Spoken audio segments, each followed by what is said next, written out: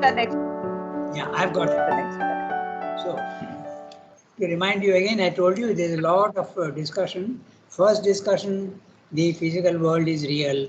Then he discusses it and he comes to the conclusion that yes, it is real. It's real spiritually and it is real materially, but in another way. You are seeing only the forms and there's reality is in time and space. But the spiritual reality is outside time and space. So this is, then he comes to the unreality of the physical world. And the unreality now he is examining. Who is seeing the unreality? Is it the Brahman or is it the individual soul? The individual soul he will discuss afterwards. The Brahman, if he is seeing, Brahman is absolutely real, so he cannot say unreality. So you have to find a solution to the problem. So the solution to the problem is, then is the Maya responsible? Is the power of Maya responsible?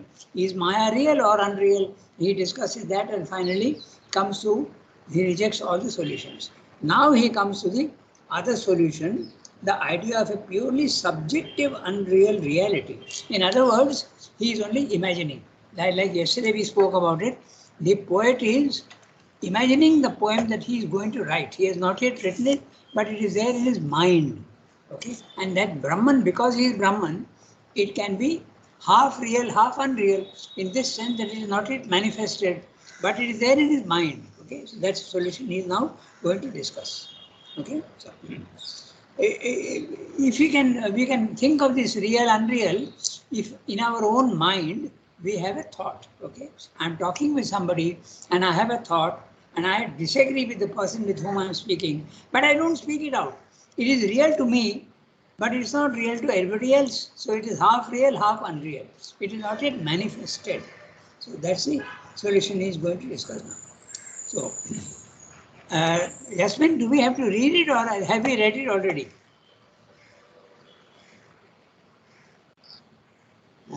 We have We read read it. it. You We have have to to. redo it. Okay, fine. So I'll read each sentence. Okay. So, the other solution, and what is that? The idea of a purely subjective, unreal reality.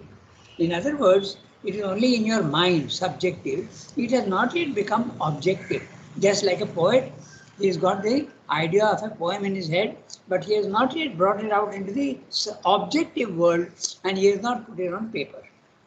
Okay.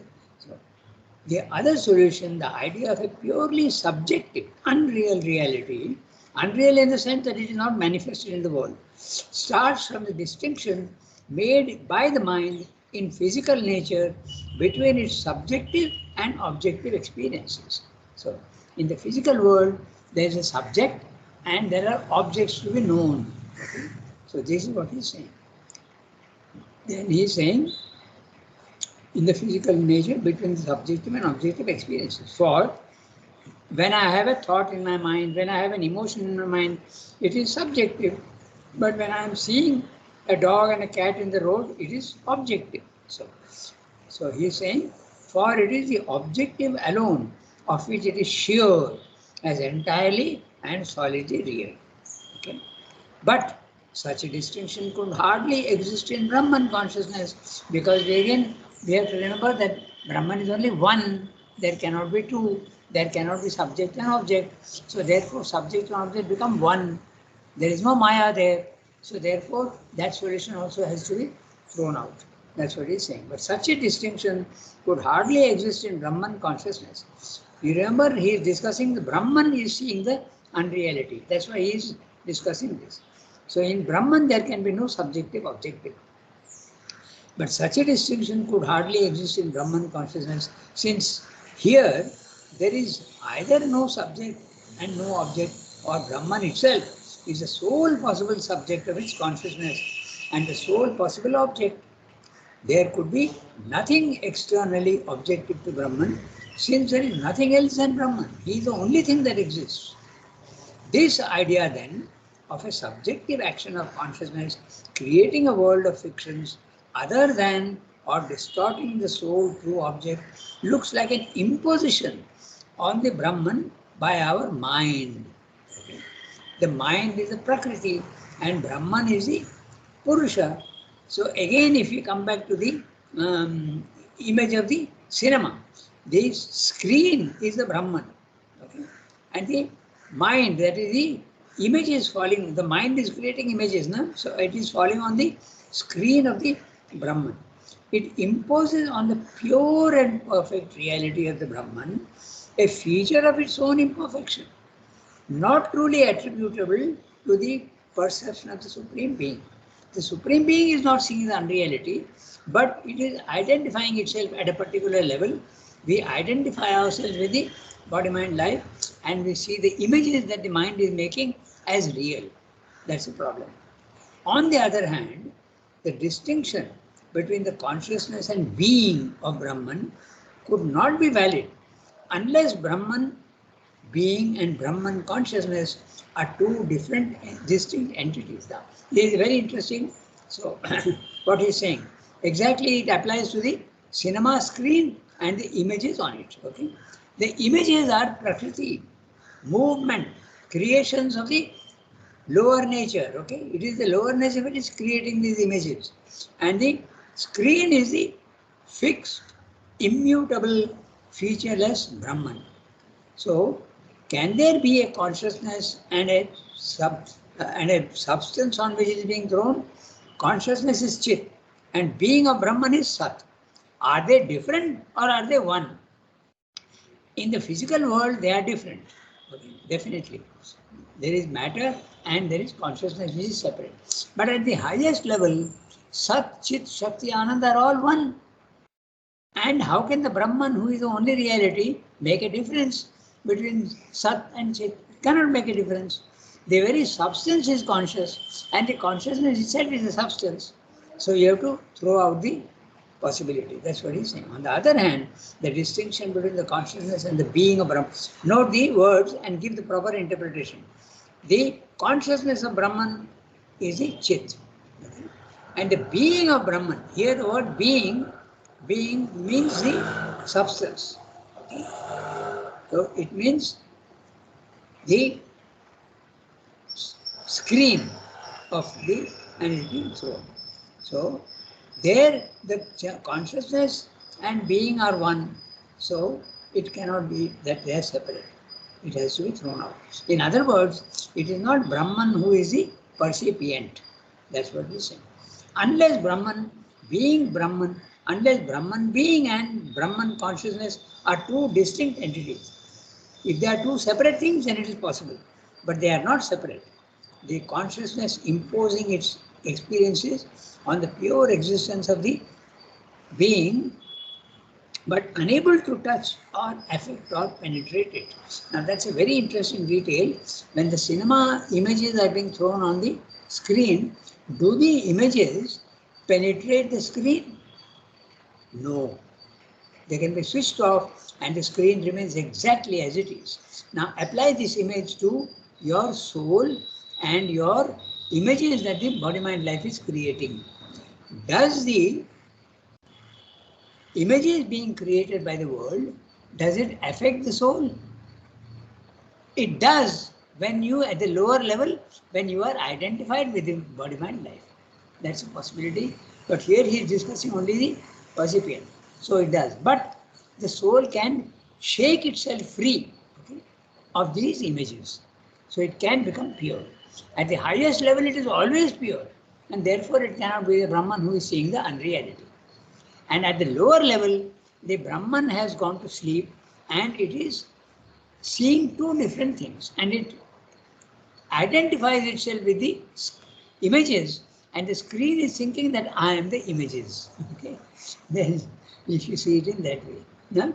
The soul is identifying itself with the body, mind, life, which is the Prakriti, and the image maker. The Prakriti is your body, your mind, and your vital and your mind, and the mind is making the images. Okay? So this is the, at the lower level it is possible. That's why you see the unreality. When there are two, when substance and consciousness are different, when the screen and the images are different. But at the highest level, they are all one.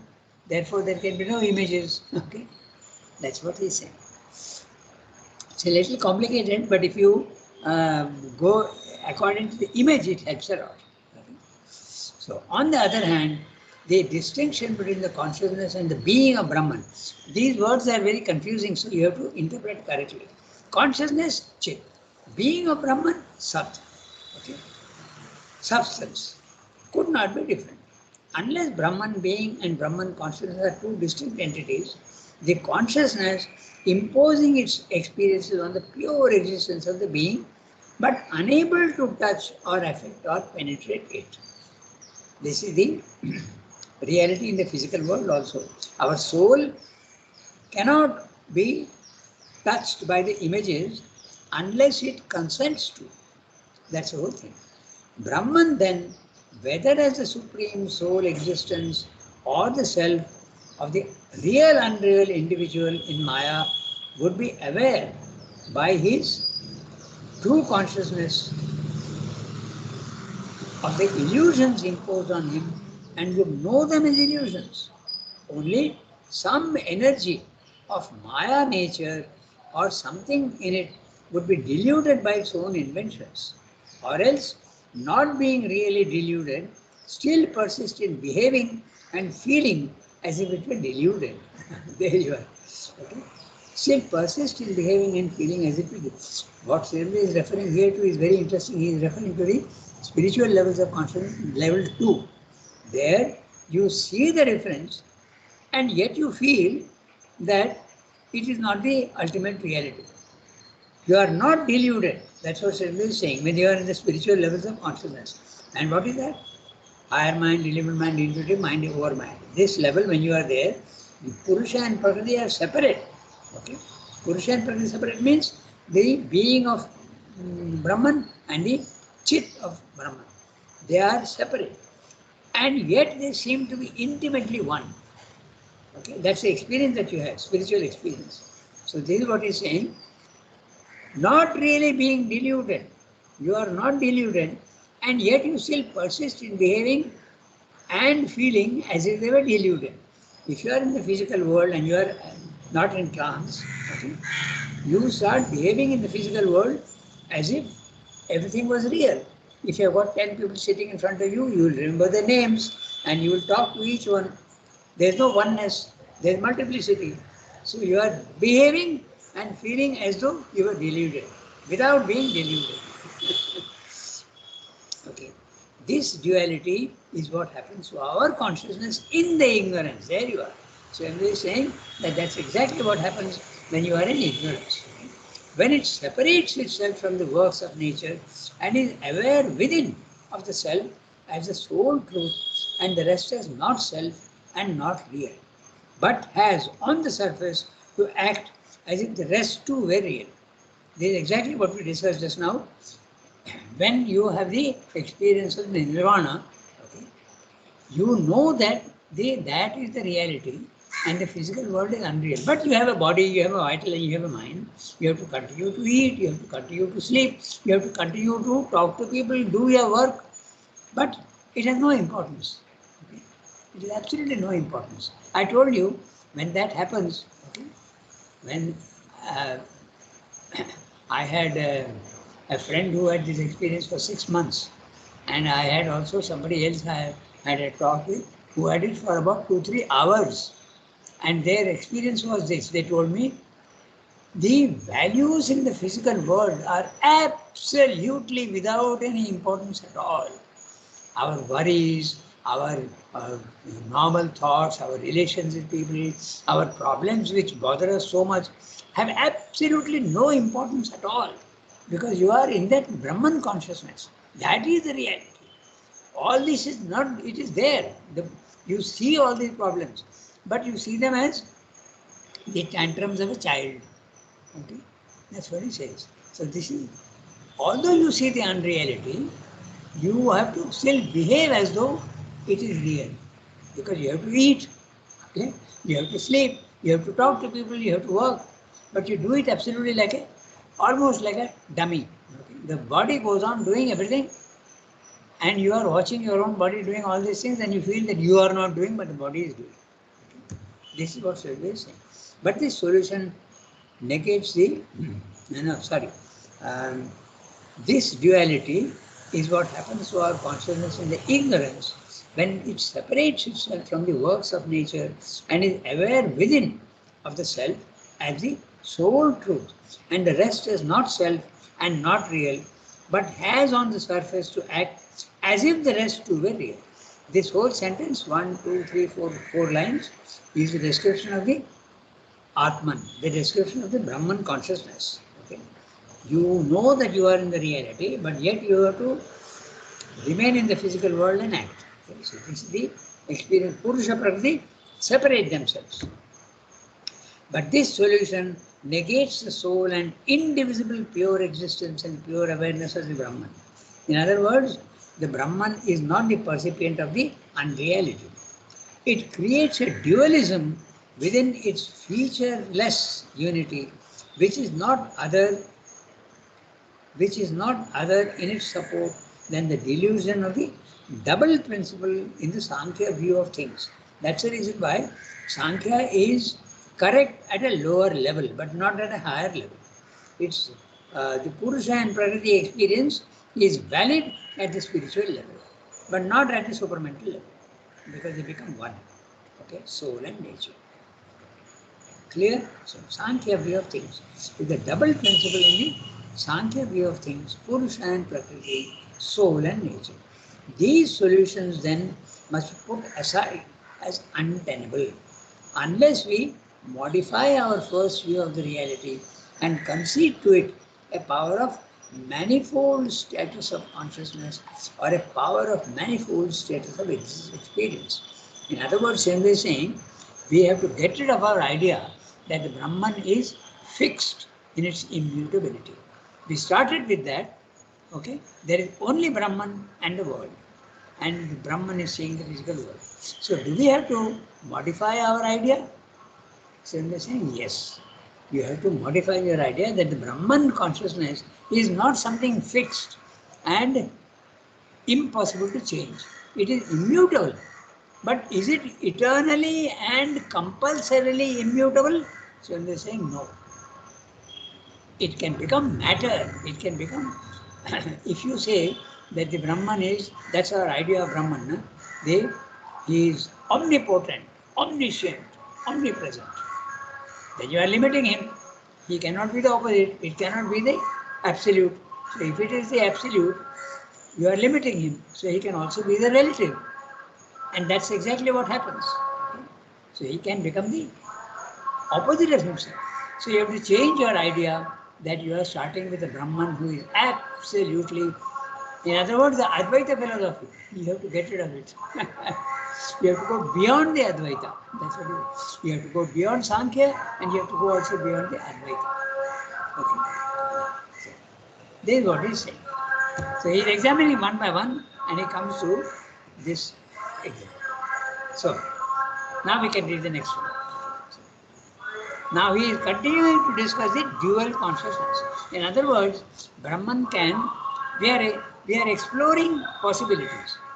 The possibility that Brahman is one and single, if that is the reality, then it cannot see the unreality of the physical world. Not possible. So therefore you have to imagine that Brahman can have a double status. A status of immutability and also a status where the immutability is modified and it can become the opposite of itself, or it can station itself in grades. This is what he has to say. So let's read the next one. But again, the dual consciousness. Yes, please do that. But again, the dual consciousness, if we admit it, cannot be explained as a dual power of knowledge ignorance, valid for the supreme existence as it is for us in the universe. For we cannot suppose that Brahman is at all subject to Maya, since that would mean a principle of ignorance clouding the eternal self-awareness. It would be to impose the limitations of our own consciousness on the eternal reality. An ignorance which occurs or intervenes in the course of manifestation as a result of a subordinate action of consciousness and as part of a divine cosmic plan, and its evolutionary meaning, is one thing and is logically conceivable. A meaningless ignorance or illusion, eternal in the original consciousness of the reality, is another thing, and not easily conceivable. It appears as a violent mental construction which has no likelihood of validity in the truth of the absolute. The dual consciousness of Brahman must be in no way an ignorance, but a self-awareness coexistence with a voluntary will to erect a universe of illusions which are held in a frontal perception, aware at once of self and the illusory world, so that there is no delusion, no feeling of its reality. The delusion takes place only in the illusory world itself, and the self or Brahman in the world either enjoys with a free participation or witness is self-separate and intangible, the play which lays its magical spell only upon the nature mind, created for her action by Maya. But this would seem to signify that the eternal, not content with its pure absolute existence, has the need to create, to occupy itself throughout time with a drama of names and forms and happenings. It needs, being soul, to see itself as many, being peace and bliss and self-knowledge, to observe an experience or representation of a mingled knowledge and ignorance, delight and suffering, unreal existence, and escape from unreal existence. For the escape is for the individual being constructed by Maya. The eternal does not need to escape, and the play continues its cycle forever. Or, if not the need, there is a will to so create, or there is the urge or the automatic action of these contraries. But if we consider the sole eternity of a pure existence attributed to the reality, all alike, need, will, urge, or automatism are equally impossible and incomprehensible. This is an explanation of a sort, but it is an explanation which leaves the mystery still beyond logic or comprehension. For this dynamic consciousness of the eternal is a direct contradiction of its static and real nature. A will or power to create or manifest is undoubtedly there. But if it is a will or power of the Brahman, it can only be for a creation of realities of the real or a manifestation of the timeless process of its being in time eternity.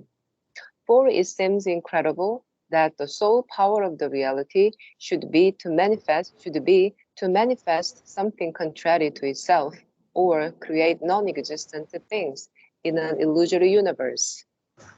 Okay, so there are two ways of handling this question.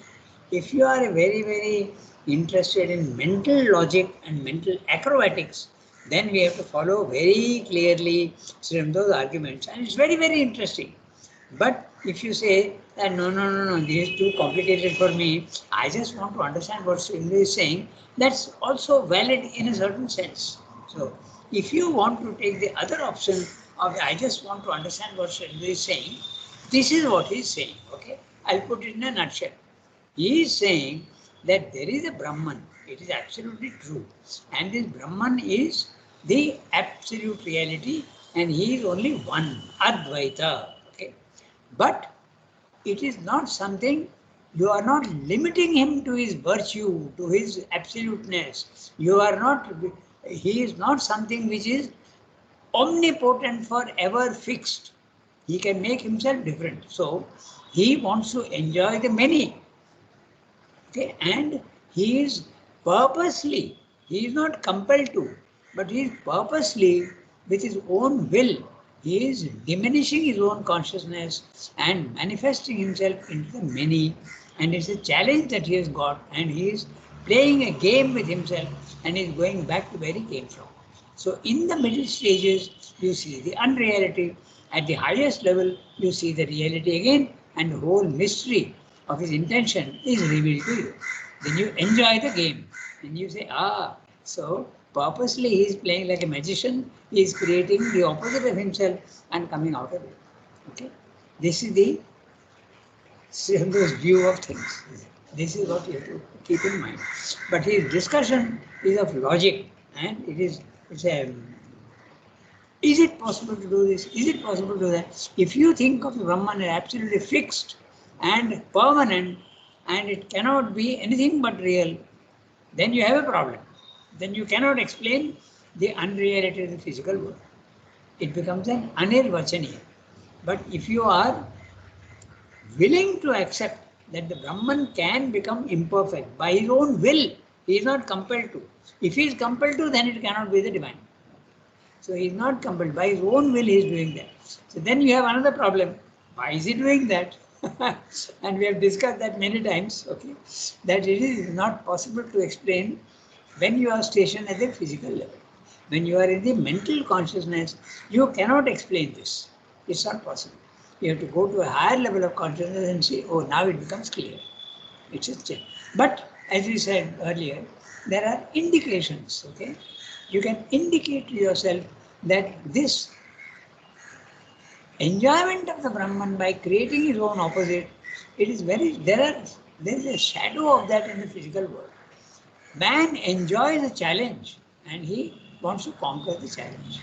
So that is the very faint experience of the divine wanting to create obstacles and coming out of it and enjoying it. As I said, logically, if you want, you can always argue against this thesis. So, but it is a truth which is beyond the mind. So there are, as I said, two ways. Now, so following the logic is not very easy. You have to keep in mind which case he is discussing. Okay? So it's quite complicated. And so I'll do one thing. I'll read out the summary of what we have said. Okay? Then we'll go back to the discussion of each sentence if you are willing to undergo the pain of logic. Okay, so what he's saying, just 1 second. So,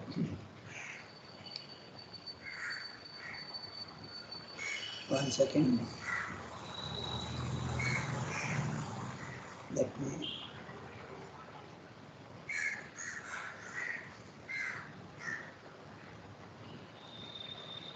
Yeah. So now he is saying, 1 second, I'll have to remove this.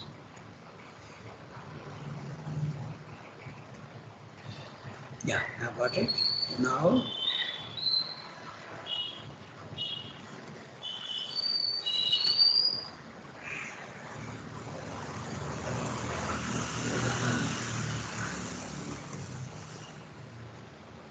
why is it not coming?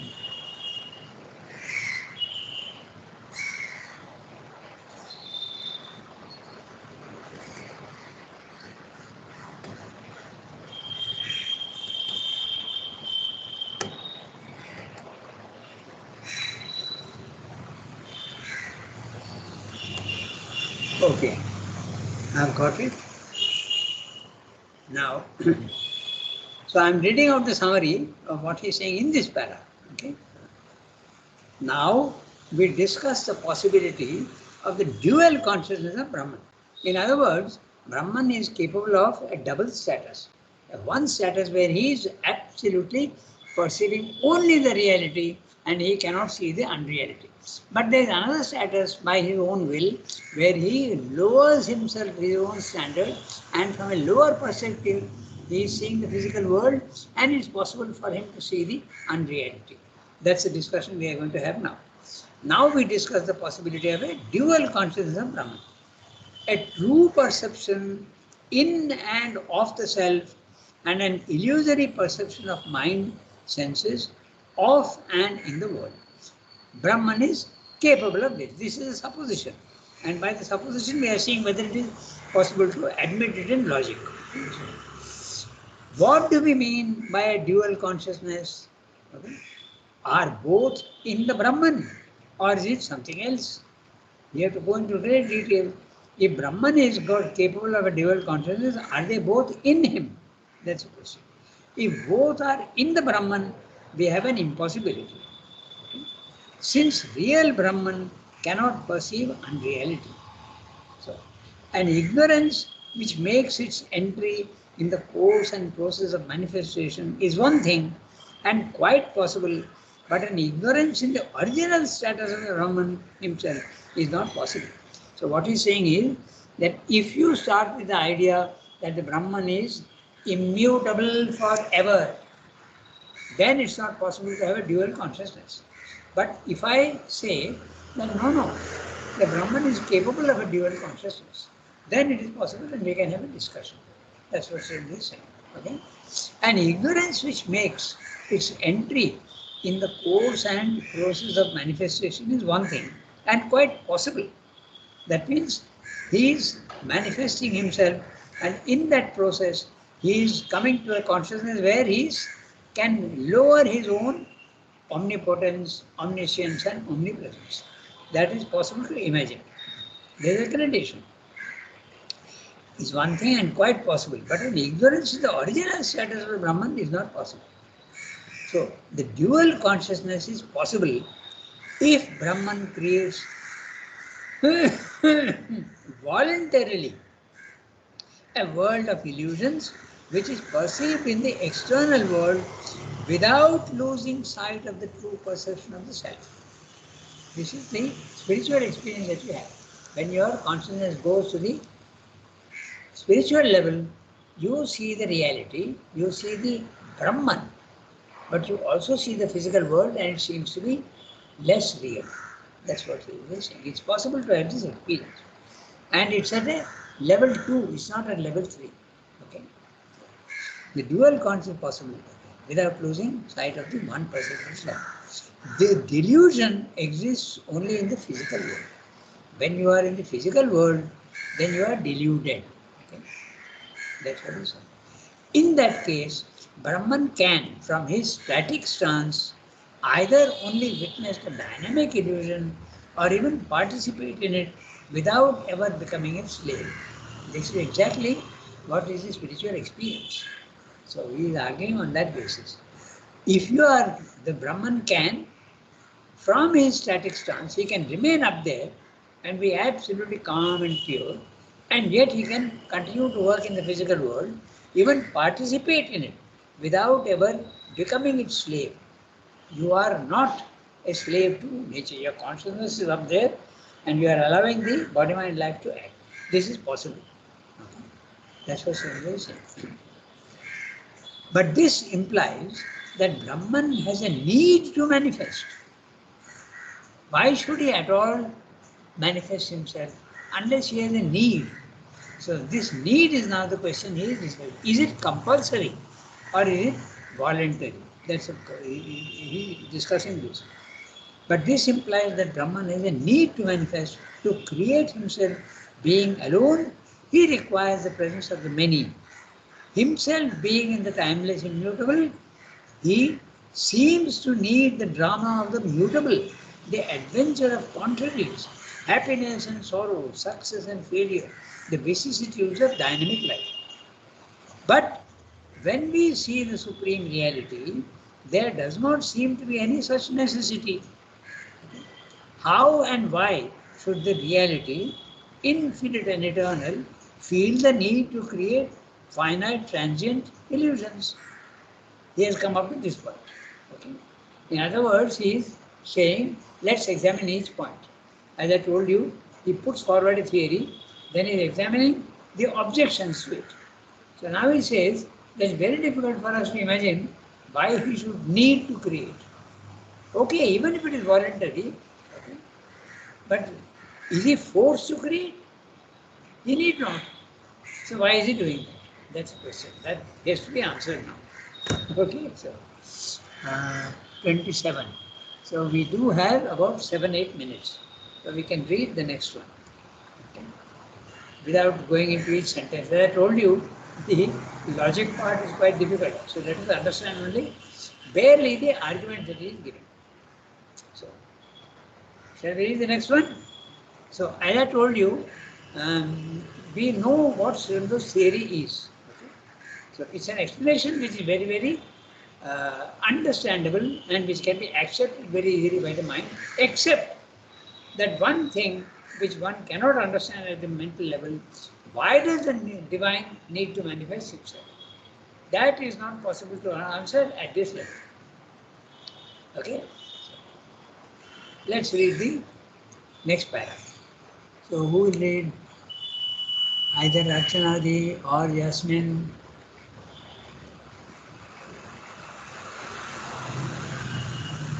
Shall I read? Yes, please. Yasmin, do that. There is so far no satisfying answer to the riddle. But it may be that we err in attributing any kind of reality, however illusory at bottom, to Maya or her works. The true solution lies in facing courageously the mystery of its and their utter unreality. This absolute unreality seems to be envisaged by certain formulations of illusionism or by certain arguments put forward in its favor. This side then of the problem has to pass under consideration before we can examine with confidence the solutions that rest on a relative or partial reality of the universe. There is indeed a line of reasoning which gets rid of the problem by excluding it. It affirms that the question how the illusion generated, how the universe manages to be there in the pure existence of Brahman is illegitimate. The problem does not exist because the universe is non existent. Maya is unreal. Brahman is the sole truth, alone and self existent forever. Brahman is not affected by any illusionary consciousness. No universe has come into existence within its timeless reality. But this evasion of the difficulty is either a sophism, which means nothing, an acrobacy of verbal logic, the logical reason hiding its head in the play of words and ideas and refusing to see or to solve a real and baffling difficulty. Or else it means too much, since in effect it gets rid of all relation of Maya to Brahman by affirming her as an independent solution, not reality, along with the universe created by her. If a real universe does not exist, a cosmic illusion exists, and we are bound to inquire how it came into being and how it manages to exist. What is its relation or non relation to the reality? What is meant by our own existence in Maya? By our subjugation to her cycles, by our liberation from her.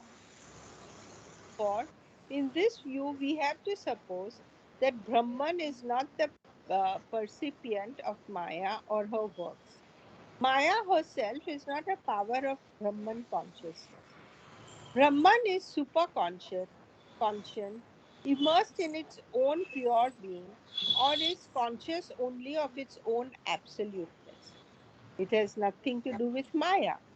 But in that case, either Maya cannot exist even as an illusion, or there would be a dual entity or two entities, a real eternal superconscience or conscious only of itself, and an elusive power that creates and is conscious of a false universe. We are back on the horns of the dilemma with no prospect of getting free from my impalement on it, unless we escape by concluding that since all philosophy is a part of Maya, all philosophy is also illusion. Problems abound, but no conclusion is possible. For what we are confronted with is a pure static and immutable reality and an illusory dynamism, the two absolutely contradictory of each other, with no greater truth beyond them in which their secret can be found and their contradiction discover a reconciling issue. So we have only 2 minutes left. So what we will do, I'll tell you briefly what he's saying in this paragraph, and then we'll keep it for next time.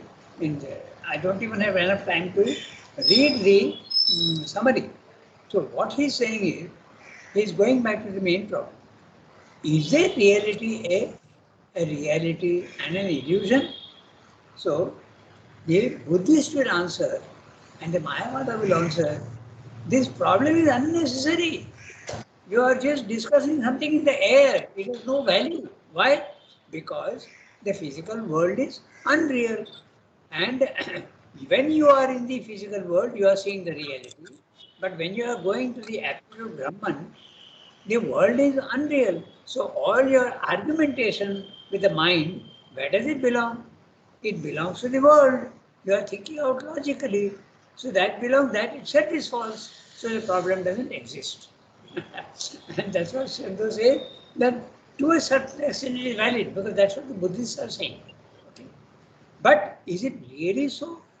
Because if that was the only reality, how you still have to explain how you are seeing the physical world as unreal. At one stage you are seeing it as unreal, and you are at another stage below you are seeing it as real. So you have to explain that. Okay. So there is no escaping from it. So that's the problem that he is discussing. Okay. He's saying that this is what we have to solve the problem. There is no running away from the problem. Because as he says, the Buddhistic solution is operation successful, but the patient is dead. This is what he says about this. The operation is successful. You are now out of pain and you are in the reality. When you are in the ignorance, there is pain and suffering. And you are now, your operation is successful, you have become absolutely free of your disease. But the disease is in the physical world, and that is dead. The patient is dead, but the operation is successful. That's what he's saying. Okay, so we'll take up this one. We'll look at it next Wednesday. Tomorrow is synthesis again. So there is so far no satisfying answer. We'll have to take up from there. I don't even have time to, because now already 8:35. So see, I think, as I told you, the logic part is quite difficult to understand. It's not very easy. If you go step by step, it is possible. But it will take a long time, and you have to remember which stage of the argument he is doing. Okay, so it's possible. So I think this chapter, we will just understand what Shendra is saying. I think that's easier. If you all agree with that, we'll do that. But I'm willing to go through the arguments, okay, one by one and see. But I think I would leave that to each one individually to enjoy the arguments of the logic, okay, because it's quite complicated. And I'm telling you frankly that I was wanting to make a chart, okay. You start the chart with reality and unreality, and then go on dividing them, and it becomes a huge tree at the bottom. All sorts of cases, and Swami is discussing that. Okay. So it's quite difficult, not very easy. I still hope to make the chart one day, okay, all the various arguments and the conclusions, and I'll need a paper the size of my table, okay, 1 meter, 1.5 meter, because it will split up into so many different cases. So next time we will read this, and if there are any questions, we'll deal with them. But we'll just read and understand as much as we can and go to the summary. This is what I am proposing. You can think of it and you can tell me if you agree. Otherwise, we will be simply confusing ourselves. Because the argument that Srindra is giving is not very easy to understand. I am being very frank. Okay. Okay, so it's okay. Today you are okay. Mosquito less. Yes. So note it. There is so far no satisfying answer. Page 463. Yes, I will make a note. Yeah. 463, there is so far no self-knowledge.